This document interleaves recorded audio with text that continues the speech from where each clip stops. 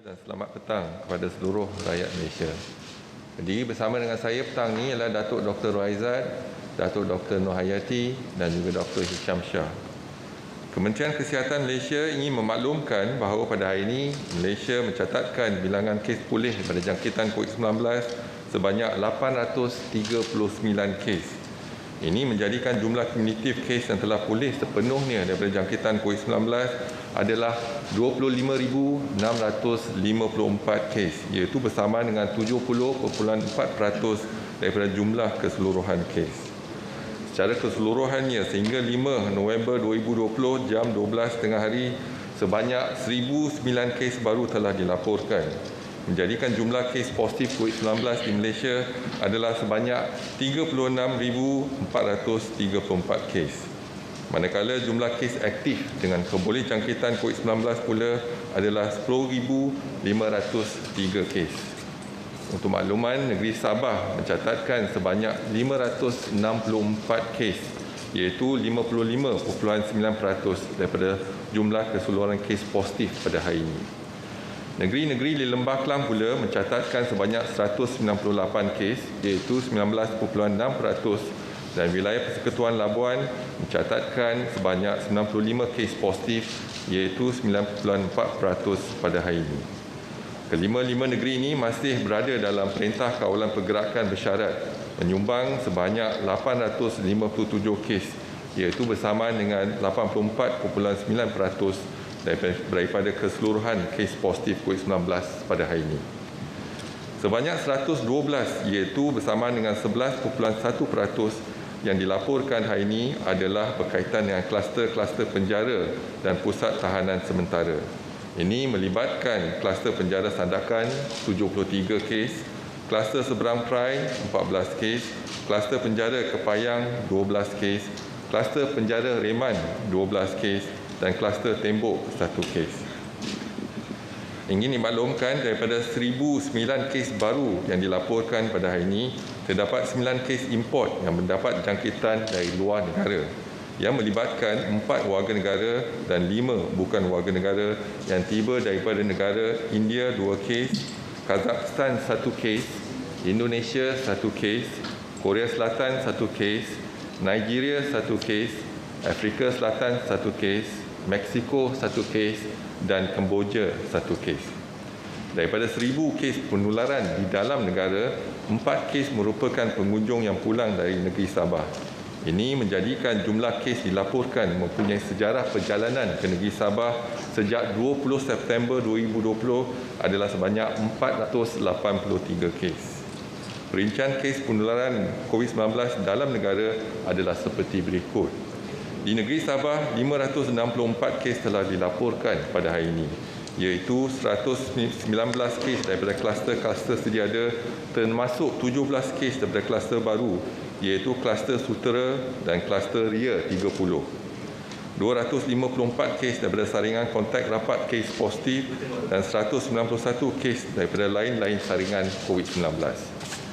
Di negeri Selangor, 177 kes telah dilaporkan pada hari ini. 83 kes daripada kluster-kluster sedia ada, termasuk 1 kes daripada kluster baru, iaitu kluster Tamar. 53 kes daripada saringan kontak rapat kes positif, 3 kes daripada saringan pulang dari negeri Sabah dan 1 kes saringan severe acute respiratory infection dan 37 kes daripada lain-lain saringan COVID-19. Di wilayah Persekutuan Labuan pula, 92 kes telah dikesan, iaitu 31 kes daripada kluster-kluster sedia ada, 43 kes daripada saringan kontak rapat kes positif, 1 kes saringan pulang dari negeri Sabah dan 17 kes daripada lain-lain saringan COVID-19. Di negeri Sembilan, 90 kes telah dikesan, iaitu 71 kes daripada kluster-kluster sedia ada, 16 kes daripada saringan kontak rapat kes positif, 3 kes daripada lain-lain saringan COVID-19. Di negeri Pulau Pinang, 36 kes telah dilaporkan pada hari ini, iaitu 34 kes daripada kluster-kluster sedia ada, termasuk 3 kes daripada kluster baru, iaitu kluster Intan dan 2 kes daripada lain-lain saringan COVID-19. Di wilayah Persekutuan Kuala Lumpur, 14 kes telah dikesan pada hari ini, iaitu 6 kes daripada kluster sedia ada, termasuk 4 kes daripada kluster baru iaitu kluster Danau. 3 kes daripada saringan kontak rapat kes positif dan 5 kes daripada lain-lain saringan COVID-19. Di negeri Kedah, 7 kes daripada kluster sedia ada telah dilaporkan. Di negeri Sarawak, 6 kes telah dikesan, iaitu 4 kes daripada kluster sedia ada dan 2 kes daripada lain-lain saringan. Di negeri Perak, 6 kes telah dilaporkan, iaitu 2 kes daripada kluster sedia ada dan 4 kes daripada lain-lain saringan COVID-19. Di Melaka, 5 kes daripada kluster sedia ada telah dilaporkan. Di negeri Johor, 2 kes telah dikesan, iaitu 1 kes severe acute respiratory infection dan 1 kes saringan kontak rapat kes positif. Di wilayah Persekutuan Putrajaya, 1 kes daripada lain-lain saringan telah pun dilaporkan. Sehingga kini terdapat 78 kes positif COVID-19 yang sedang dirawat di unit rawatan rapi, di mana 28 kes memerlukan bantuan pernafasan. Daripada maklumat terkini yang dilaporkan ke CPRC Kebangsaan, duka cita dimaklumkan bahawa terdapat pertambahan 6 kes kematian berkaitan dengan COVID-19. Justru jumlah kumulatif kes kematian COVID-19 di Malaysia adalah sebanyak 277 kes, iaitu bersamaan dengan 0.8% daripada jumlah keseluruhan kes. Ringkasan kes-kes kematian hari ini adalah seperti berikut. Kes kematian nombor 272 iaitu kes nombor 35,267, seorang lelaki warga negara berusia 61 tahun mempunyai latar belakang penyakit kencing manis, darah tinggi, asma dan penyakit jantung. Beliau meninggal di Hospital Selayang. Kes 273 iaitu kes nombor 34,011 iaitu seorang lelaki warga negara berusia 62 tahun mempunyai penyakit darah tinggi, strok dan penyakit TB. Beliau meninggal di Hospital Duchess of Kent, Sabah. Kes kematian 274 iaitu kes nombor 24,198, seorang lelaki warga negara berusia 54 tahun mempunyai latar belakang penyakit darah tinggi. Beliau meninggal di Hospital Duchess of Kent. Kes kematian 275 iaitu kes nombor 35,035 iaitu seorang lelaki warga negara berusia 77 tahun mempunyai latar belakang penyakit kencing manis, darah tinggi dan penyakit batu karang. Beliau meninggal di Hospital Queen Elizabeth, Sabah. Kes kematian 276 iaitu seorang lelaki bukan warga negara berusia 80 tahun. Dia mempunyai penyakit kencing manis, darah tinggi, gout dan lumpuh anggota. Dia meninggal di Hospital Tawau. Kes kematian 277 iaitu kes nombor 34,012, seorang perempuan bukan warga negara berusia 92 tahun. Beliau mempunyai orang kelainan upaya iaitu dan meninggal di Hospital Duchess of Kent, Sandakan. Kementerian Kesihatan ingin memaklumkan bahawa terdapat 5 kluster baru yang telah dikenal pasti pada hari ini. Iaitu kluster pertama, kluster Sutera. Kluster baru ini melibatkan daerah Kota Kinabalu di negeri Sabah. Kes indeks bagi kluster ini iaitu kes ke-35,499 dan kes ke-35,500 telah dikenal pasti positif COVID-19 hasil saringan individu-individu bergejala pada 2 November 2020 dan telah dimasukkan ke Hospital Queen Elizabeth. Saringan kontak rapat telah mengesan sebanyak 13 lagi kes positif COVID-19. Sehingga 5 November 2020 jam 12 tengah hari, sejumlah 32 individu telah disaring, di mana 15 kes dikesan positif COVID-19, 6 individu dikesan negatif dan 11 individu masih menunggu keputusan. Kluster kedua ialah kluster Ria 30. Kluster baru ini melibatkan daerah Tuaran di negeri Sabah. Kes-kes bagi kluster ini telah dikenal pasti positif COVID-19 hasil saringan komuniti sejak 2 November 2020. Kesemua kes dalam kluster ini dimasukkan ke pusat kuarantin dan rawatan COVID-19 berisiko rendah Intan di Sepagar, Sabah. Sehingga 5 November 2020, sejumlah 254 individu telah disaring, di mana 11 kes dikesan positif COVID-19 termasuk 2 kes baru pada hari ini. 121 individu dikesan negatif dan 122 masih menunggu keputusan. Kluster ketiga ialah kluster Tamar. Kluster baru ini melibatkan daerah Petaling di negeri Selangor. Kes indeks bagi kluster ini iaitu kes ke-32,410 telah dikenal pasti positif COVID-19 hasil saringan individu bergejala pada 1 November 2020. Saringan kontak rapat telah mengesan sebanyak 9 lagi kes positif COVID-19. Kesemua kes dimasukkan ke Hospital Sungai Buloh. Sehingga 5 November 2020, sejumlah 137 individu telah disaring dan di mana 10 kes dikesan positif COVID-19 termasuk 1 kes pada hari ini. 57 individu dikesan negatif dan 70 individu masih menunggu keputusan. Kluster keempat ialah kluster Intan. Kluster baru ini melibatkan daerah timur laut di negeri Pulau Pinang. Kes indeks bagi kluster ini iaitu kes ke-30,788 yang merupakan seorang bukan warga negara telah dikenal pasti positif COVID-19 hasil saringan sebelum pulang ke negara asal pada 29 Oktober 2020. Saringan kontak rapat telah mengesan sebanyak 8 lagi kes positif COVID-19. Kesemua kes dimasukkan ke Hospital Pulau Pinang. Sehingga 5 November 2020, sejumlah 98 individu telah disaring, di mana 9 kes dikesan positif termasuk 3 kes baru pada hari ini. 35 individu dikesan negatif dan 54 individu masih menunggu keputusan. Kluster kelima ialah kluster Danau. Kluster baru ini melibatkan daerah Titi Wangsa di wilayah Persekutuan Kuala Lumpur. Kes indeks bagi kluster ini iaitu kes ke-29,286 telah dikenal pasti positif COVID-19 hasil saringan individu bergejala pada 27 Oktober 2020. Saringan kontak rapat telah mengesan sebanyak 7 kes lagi positif COVID-19. Kesemua kes dimasukkan ke Hospital Sungai Buloh. Sehingga 5 November 2020, jam 12.30 hari, sejumlah 82 individu telah pun disaring, di mana 8 kes dikesan positif COVID-19 termasuk 4 kes baru pada hari ini. 40 individu dikesan negatif dan 34 individu masih menunggu keputusan. Kementerian Kesihatan ingin menasihati orang ramai agar terus patuhi saranan serta nasihat-nasihat kesihatan yang sering ditekankan. Jadikanlah nasihat-nasihat ini satu kebiasaan baru dalam kehidupan seharian. Elakkan 3S dan 3C. Elakkan kawasan yang sesak, elakkan kawasan yang sempit dan elak sembang atau bertutur dengan jarak yang dekat. Amalkan 3W iaitu kerap mencuci tangan dengan air dan sabun, memakai alat penutup muka di tempat awam atau jika bergejala, dan amaran daripada Kementerian Kesihatan yang lebih berkonsep peringatan seperti elakkan bersalaman dan bersentuhan, termasuk melagakan mana-mana bahagian tubuh badan sebagai menggantikan cara kebiasaan bersalaman. Amalkanlah etika batuk dan bersin yang betul.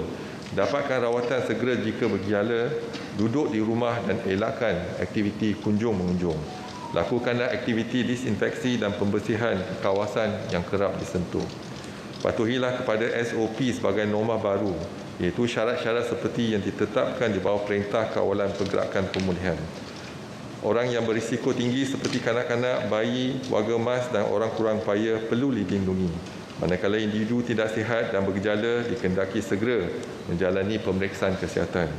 Penjarakan fizikal sekurang-kurangnya 1 meter diamalkan pada setiap masa. Kementerian akan terus memantau perkembangan kejadian jangkitan di dalam negara dan juga di luar negara melalui maklumat yang diperolehi daripada pihak WHO. Orang awam akan sentiasa dimaklumkan sebarang perkembangan terkini dan kementerian akan memastikan langkah pencegahan dan kawalan dilaksanakan secara berterusan. Seterusnya dimaklumkan laporan penggembara dan pemastalking tetap Malaysia yang dikesan positif COVID-19 dan pulang dari luar negara dari 3 April hingga 5 November 2020 adalah sejumlah 1,210 kes. Pada hari ini ada pertambahan 9 kes import, iaitu 2 kes daripada negara India dan masing-masing 1 kes daripada negara Indonesia, Korea Selatan, Meksiko, Kazakhstan, Kemboja, Nigeria dan Afrika Selatan. Dimaklumkan, jumlah keseluruhan kluster setakat 5 November 2020 adalah 267 kluster. Daripada jumlah tersebut, 119 kluster telah pun tamat tempoh pemantauan dan pengawasan untuk 28 hari. Pada hari ini, daripada 148 kluster aktif, 37 kluster ada pertambahan kes dan 111 kluster tiada pertambahan kes. Dan dimaklumkan, Kluster pertama ialah kluster penjara sandakan. Ada pertambahan 73 kes menjadikan jumlah kes 112. Individu yang disaring setakat ini ialah 444. Kluster cegas ada di Seremban ada pertambahan 50 kes menjadikan jumlah kes 76.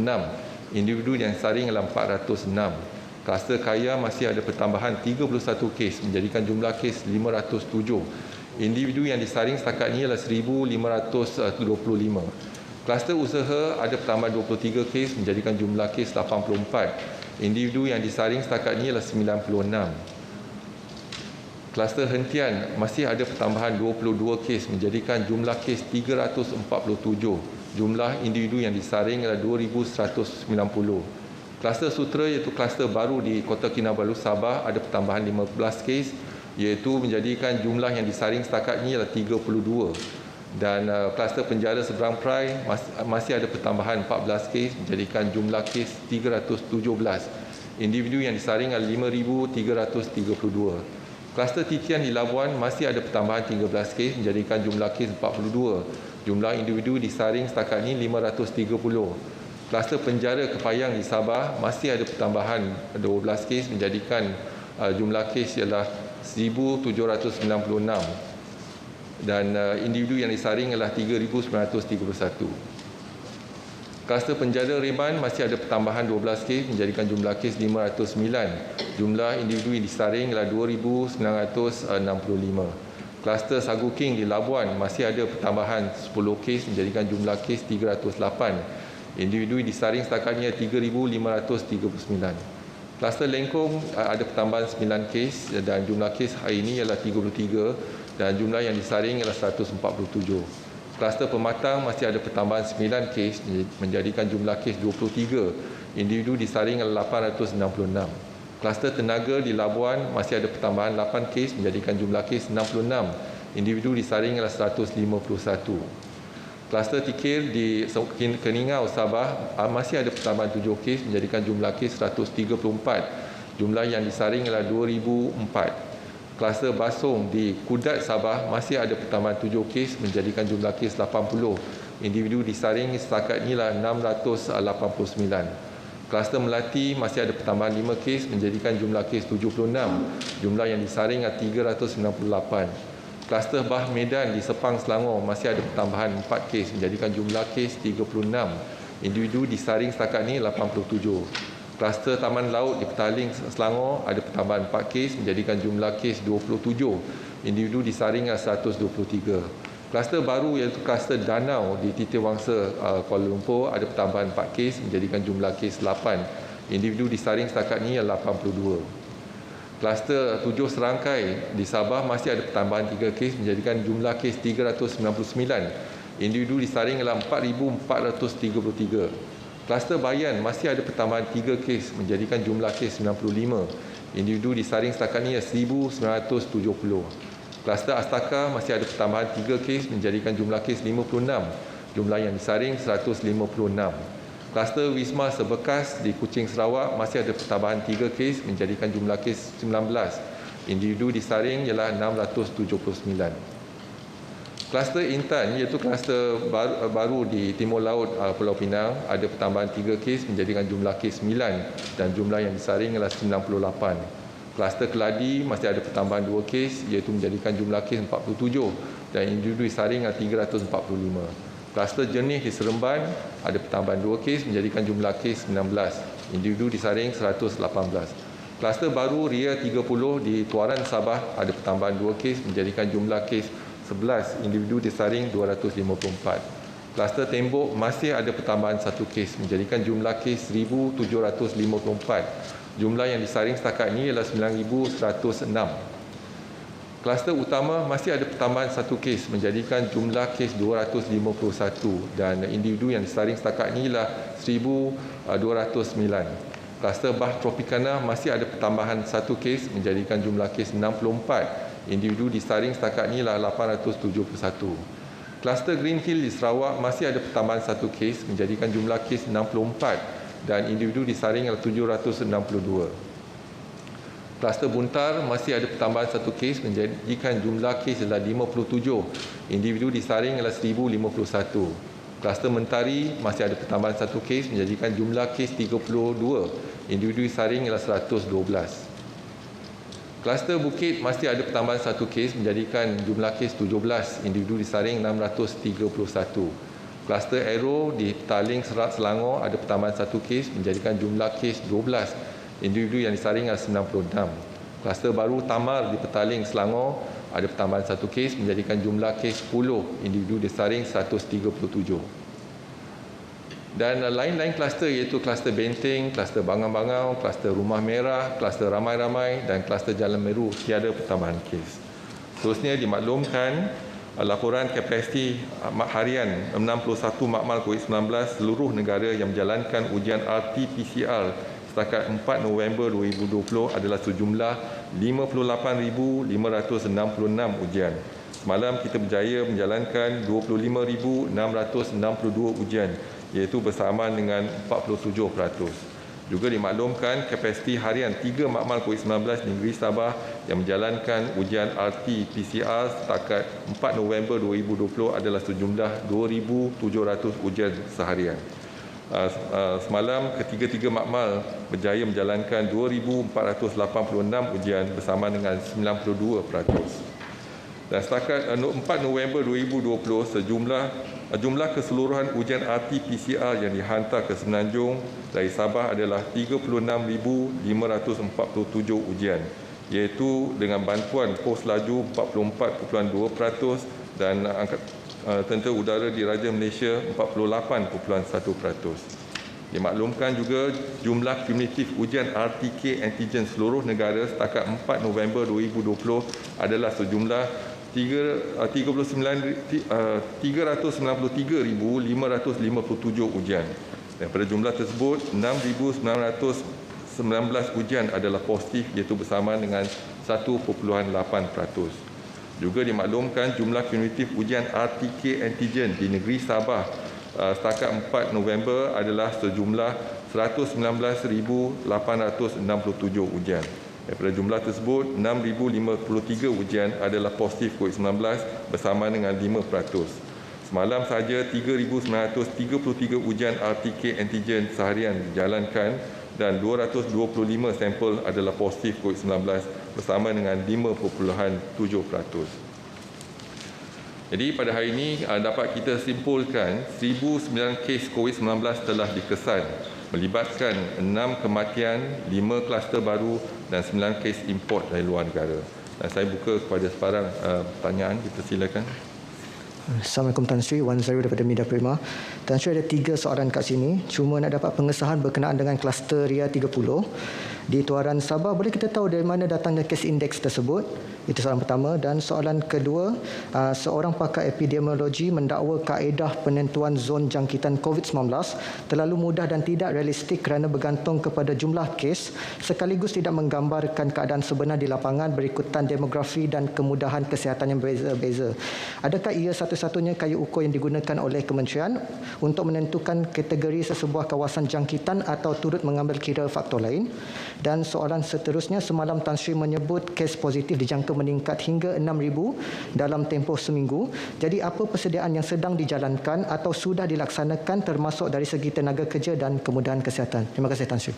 Okay, terima kasih. Soalan pertama mengenai kluster Ria 30. Kluster ini mula dilaporkan pada 5 November 2020, iaitu di Tuaran di negeri Sabah. Dan sehingga 5 November 2020 sebanyak 11 kes telah dilaporkan pada kluster ini. Kluster ini adalah hasil saringan komuniti di Taman Telipuk Ria Tuaran bermula 2 November 2020 sehingga 4 November 2020. Dan kes-kes dalam kluster ini dimasukkan ke pusat kuarantin dan rawatan COVID-19 berisiko rendah di Intan di Sempagar, Sabah. Jadi sehingga 5 November 2020 jam 12 tengah hari, seramai 254 individu telah disaring dalam kluster ini. Pecahan saringan bagi kluster ini adalah seperti berikut, iaitu 11 kes dikesan positif COVID-19 termasuk 2 kes baru pada hari ini dan 121 individu dilaporkan negatif dan 122 individu masih menunggu keputusan. Dan punca jangkitan masih kita menyiasat dan inilah saringan dalam komuniti iaitu di Tuaran. Soalan kedua ialah mengenai seorang pakar epidemiologi yang telah bangkitkan kita menggunakan kaedah iaitu zon. Dan kita menggunakan kaedah zon iaitu ataupun berdasarkan pada daerah. Jadi negeri ada, lepas tu ada daerah, lepas daerah ada mukim, lepas mukim baru kita lihat pada kampung. Contohnya kalau kita lihat kepada zon, jadi kita bagikan kepada 3 warna. Sekarang ni dah ada 4 warna dah ya.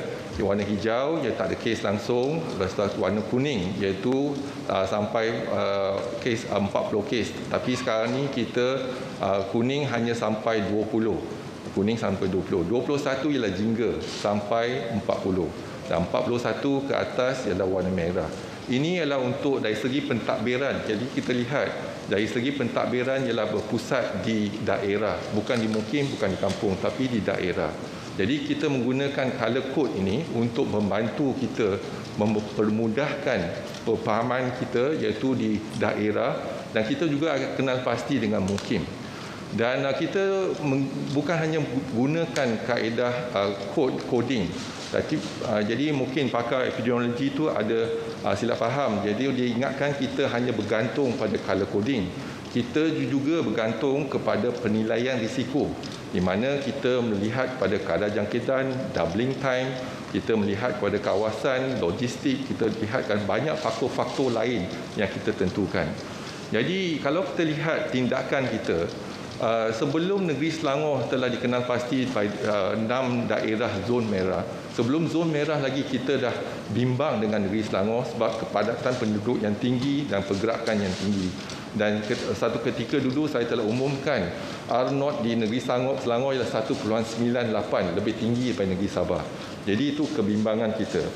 Jadi kita telah menjalankan tindakan proaktif iaitu kita ataupun preemptif, iaitu melalui penilaian risiko kita di negeri Selangor, kita jangkakan kes akan meningkat. Jadi kita dah melaksanakan PKPB sebelum daerah-daerah negeri Selangor menjadi zon merah. Hari ini kita lihat juga kita telah perkenalkan iaitu zon jingga. Bukan hanya kita nak tunggu sampai zon merah baru kita isytiharkan kawasan tu PKPB. Jadi sekarang ni zon jingga iaitu 21 kes ke atas pun kita dah isytiharkan. Kita akan menjalankan penilaian risiko. Kalau penilaian risiko pada zon jingga mengatakan dia adalah risiko yang tinggi, kita juga akan PKPB kan zon jingga. Tapi untuk zon jingga dan zon merah, kalau penilaian risiko kita, contohnya di Kota Star, contohnya di Timur Laut, walaupun zon merah tetapi dia terkawal ataupun dalam kawasan penjara. Jadi kita hanya laksanakan tempo ataupun PKPD bersasar di kawasan tersebut. Begitu juga kita laksanakan di Johor Bahru, iaitu kita laksanakan tempo ataupun PKPD bersasar di Institut Latihan Kementerian Kesihatan, bukan PKPD untuk daerah tersebut. Dan hari ini kita telah bincang dan kita akan jalankan iaitu penilaian risiko, melihat pada semua faktor-faktor yang boleh mempengaruhi iaitu kebolehjangkitan di sesuatu kawasan, dan juga melihat kepada keupayaan Kementerian Kesihatan melalui logistik dan sebagainya. Dan untuk kes 10 kes hingga 20 kita akan menjalankan penilaian risiko.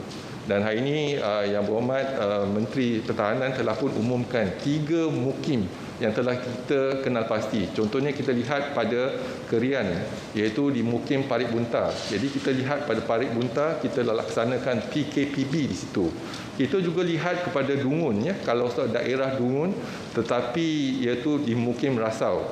Dan kita dapati ada satu kluster yang aktif iaitu kluster yang telah dimakekar, yang telah kita kenal pasti, dan ada kebarangkalian dan kebolehjangkitan yang tinggi. Jadi kita dah laksanakan walaupun belum sampai kuning ataupun belum sampai merah, kita dah laksanakan. Dan di Parit Buntar juga kita telah isytiharkan akan kita laksanakan PKPB. Dan di Port Dickson, kalau kita lihat Port Dickson ada 11 kes saja. Tapi kita dah jalankan penilaian risiko di kawasan tersebut, iaitu kawasan Jemiah yang berdekatan dengan Selangor, iaitu kebanyakan ada dua kluster yang aktif, iaitu kluster Kaya dan juga kluster Gedong. Kluster Gedong melibatkan sebuah sekolah dan kluster Kaya iaitu melibatkan pekerja-pekerja kebanyakan bukan warga negara di KLIA dan sebagainya. Jadi mungkin kita ada hubung kait rapat dengan Selangor. Walaupun 11 kes saja di Port Dickson hari ini kita lihat, tetapi PKPB dijalankan di Mukim Jemiah. Jadi inilah tindakan kita, tindakan proaktif. Sebelum menjadi jingga, sebelum menjadi merah, kita dah ambil tindakan lebih awal. Dan kita kena imbangi, iaitu kita lihat, kita mungkin pada permulaan bulan 3 kita laksanakan PKP. Tetapi PKP kos kepada negara amat tinggi. Jadi kita kena imbangi kesihatan dengan juga ekonomi. Untuk kita imbangi kesihatan dan ekonomi, kita benarkan sektor ekonomi untuk beroperasi, tetapi sektor sosial, sektor pelajaran dan juga sektor sukan ditangguhkan dulu. Jadi kalau kita boleh dapat kerjasama yang padu dengan rakyat Malaysia semua, mungkin kita boleh putuskan rantaian jangkitan COVID-19 dalam negara kita. Inilah tindakan kita, bukan kita hanya bergantung pada color code, tetapi kita juga ada penilaian risiko. Dan penilaian risiko ni, pakar-pakar kita di sini yang menjalankan, tetapi kita tak huraikan dengan cara terperinci apa dia penilaian risiko kesihatan awam yang kita jalankan. Kita ada list. Jadi list tersebut mungkin pakar akademik mungkin dia perlukan list tersebut, tapi orang awam jadi mungkin dengan dipermudahkan untuk fahaman kita gunakan color code.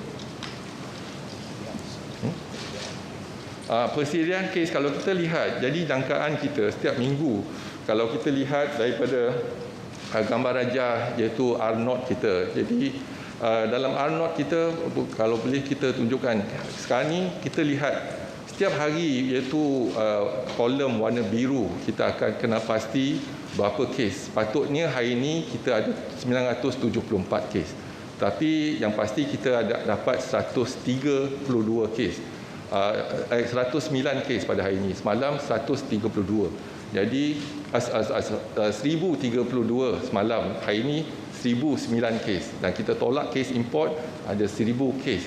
1000 kes masih dalam iaitu unjuran R0 1.0. Jadi setakat ini kita lihat walaupun kita dapat elakkan daripada kes meningkat secara mendadak, iaitu R0 kita bukan 2.2, bukan 1.5, tapi R0 kita 1.0.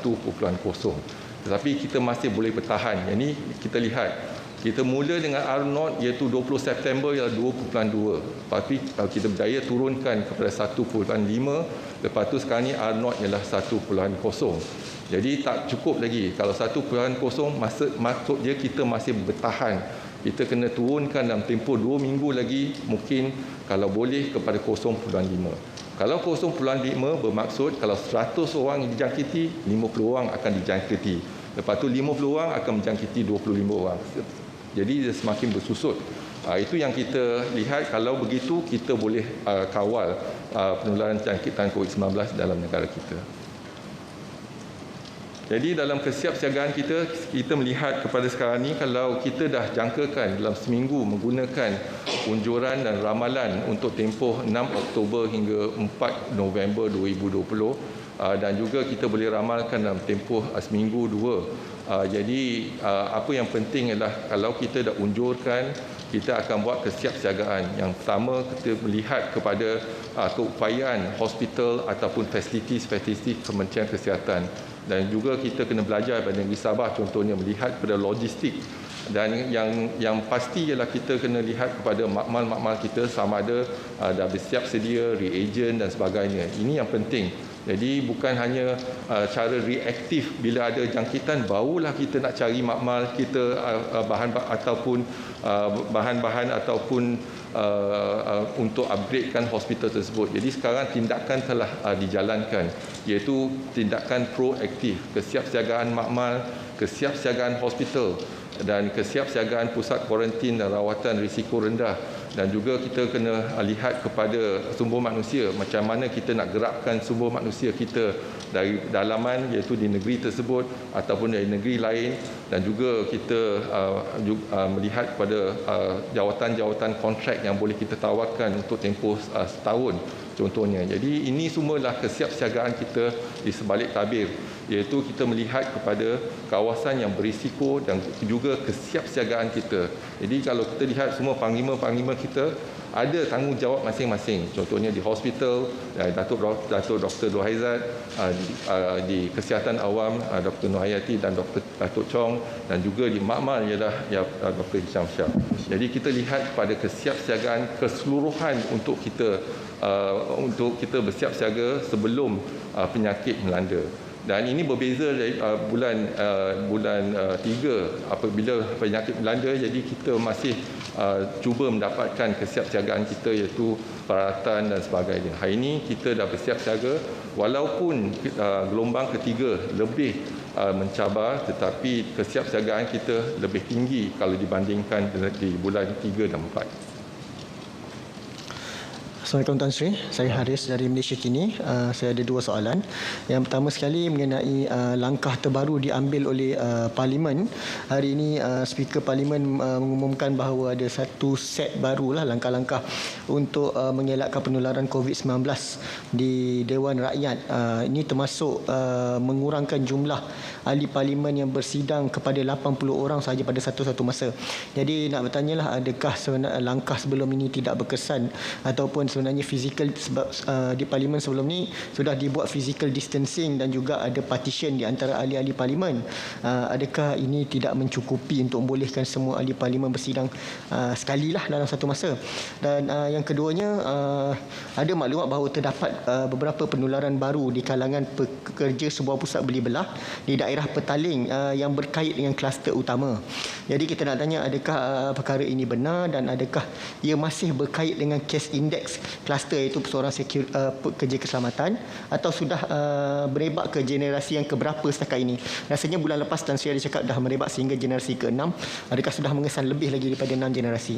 Dan kalau boleh nak dapatkan pecahan lah, berapa ramai daripada kluster utama ni mengikut negeri dan berapa merupakan mereka yang bekerja dan pengunjung pusat beli belah tersebut. Terima kasih. Terima kasih. Jadi kalau kita lihat, memang tindakan telah kita ambil di Parlimen, iaitu walaupun tindakan awal telah kita laksanakan, tetapi kita sentiasa memperbaiki atau mempertingkatkan lagi kawalan-kawalan dan juga tindakan pencegahan. Jadi yang sekarang ni, yang kalau Parlimen kita lihat ahli Parlimen ada 222, tetapi kita juga melibatkan petugas-petugas di Parlimen, iaitu contohnya kalau seorang yang berhormat ada petugas iaitu seorang pembantu mungkin kita lihat pada 400 lebih dah. Jadi tambahan dengan petugas-petugas di Parlimen juga, jadi jumlah tu, kuantiti tu ramai.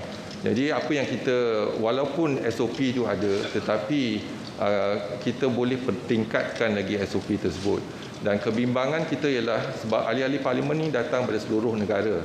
Jadi bila berhimpun di satu-satu kawasan, walaupun kita dah jalankan saringan 3 hari sebelum sidang Parlimen, tetapi mereka masih terdedah di komuniti. Sekarang ni kita lihat di negeri Selangor, wilayah Persekutuan Kuala Lumpur dan Putrajaya memang kawasan PKPB. Jadi kemungkinan mereka boleh terdedah dengan kes-kes yang positif di luar yang tak bergejala, contohnya kita tak pasti. Dan sekarang ni kita telah syorkan untuk dilaksanakan ujian setiap 2 minggu, iaitu kita pastikan gunakan RT-PCR untuk pastikan mereka tak dijangkiti. Begitu juga bukan hanya ahli Parlimen ataupun petugas di Parlimen. Ramai daripada pegawai-pegawai di kementerian lain kadang-kadang ada kalanya dikendaki untuk bertugas di Parlimen juga. Mereka juga perlu disaring. Dan saringan tu yang kita kena pastikan sesiapa yang masuk ke Parlimen bebas pada COVID-19. Inilah tindakan-tindakan kita supaya kita boleh mengelakkan ahli Parlimen ataupun sidang daripada tergendala.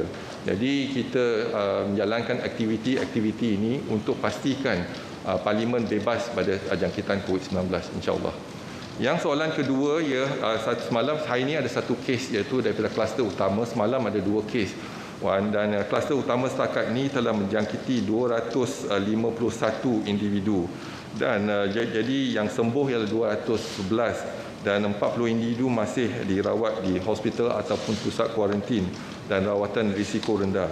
Setakat ini kita dah menjalankan saringan untuk 1,709 individu setakat ini. Dan kita lihat masih ada jangkitan 1-2 kes iaitu bukan di shopping mall tersebut tetapi mungkin di rumah generasi ketiga dan 4. Jadi ada jangkitan berlaku di generasi ketiga semalam. Jadi hari ini mungkin kita akan lihat pada generasi keberapa. Apa yang penting ialah jangkitan ini mungkin bukan jangkitan awal tetapi jangkitan lewat. Kita akan lihat pada CT value, iaitu cycle threshold. Kalau cycle threshold dia rendah berarti dia baru dijangkiti. Tapi kalau cycle threshold dia tinggi berarti ini jangkitan mungkin 2 minggu ataupun 3 minggu yang lepas. Jadi setakat ini masih ada satu kes pada hari ini yang dilaporkan kalau kita lihat. Dan jangkitan ini telah melibatkan beberapa daerah iaitu Gombak, Ulu Langat, Petaling, Kuala Selangor, Sepang, Alor Gajah, Lembah Pantai, Titi Wangsa, Kepong dan Ceras. Ada seorang pekerja yang di balik kampung ke Alor Gajah contohnya Melaka. Berarti jangkitan itu telah dikesan di Melaka.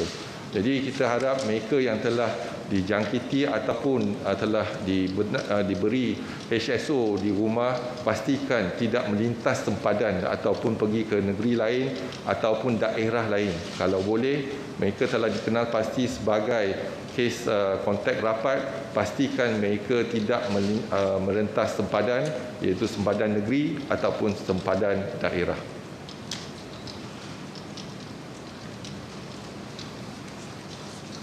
Tan Sri, terdapat laporan media yang mengatakan tindakan seorang jururawat yang bekerja di Selangor Private Hospital pulang ke kampung di Kelantan baru-baru ini, dan tindakan ini menyebabkan 4 jangkitan baru COVID-19 di Kelantan setakat hari ini.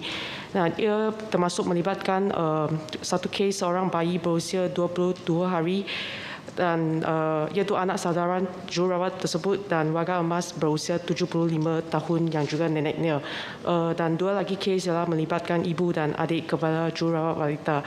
So soalan saya ialah adakah ini benar, dan sekiranya ini benar, apakah nasihat yang Tan Sri ingin berikan kepada healthcare workers yang balik ke kampung semasa bergaul dengan ahli keluarga, dan apakah langkah pencegahan yang wajar diambil? Thank you.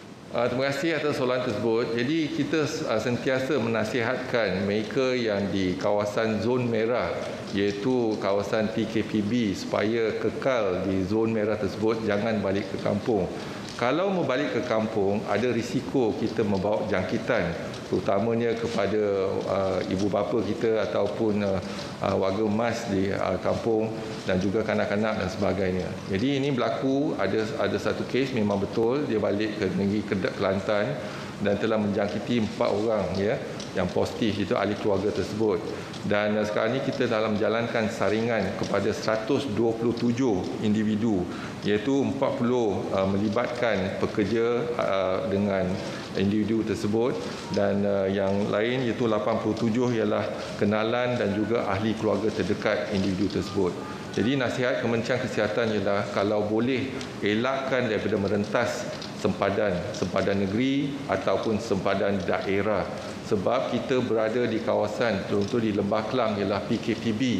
Janganlah kita bawa penyakit ni ataupun kita balik kampung ke zon hijau contohnya, kita akan membawa jangkitan tersebut walaupun kita mungkin tak ada gejala, tetapi kita tahu 60 hingga 70% mereka yang terjangkiti tak ada gejala. Jadi boleh kita menjangkiti kawasan-kawasan yang hijau. Dan kita juga ingin tekankan kat sini ialah di kawasan ataupun zon-zon hijau telah dikenal pasti. Pastikan mereka ini juga mengambil tindakan berjaga-jaga iaitu kalau ada sesiapa yang balik daripada zon merah dan cuba elakkan mereka daripada terdedah pada kes-kes yang zon merah ni lah.